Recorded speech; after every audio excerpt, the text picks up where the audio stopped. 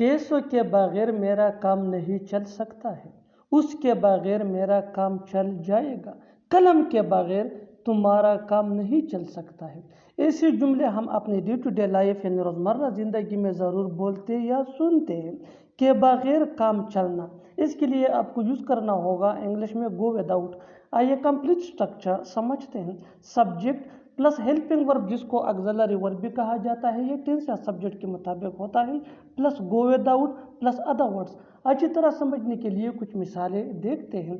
پیسوں کے بغیر میرا کام نہیں چل سکتا ہے، I can't go without money, I can't go without money. اس کے بغیر میرا کام چل جائے گا، آئی ول گو وداؤٹ ہم، آئی ول گو وداؤٹ ہم۔ قلم کے بغیر تمہارا کام نہیں چل سکتا ہے، you can't go without pen, you can't go without pen. بالکل ہم اسٹرکچر کو اسٹیپ بائی اسٹیپ فالو کر رہے ہیں۔ آپ بھی اسٹرکچر کی مدد سے سیکھ سکتے ہیں، بنا سکتے ہیں ایسے بہت سے جملے انگریزی زبان میں آسانی سے، that can be really help for you. اچھی طرح سمجھنے کے لیے ایک اور مثال دیکھتے ہیں۔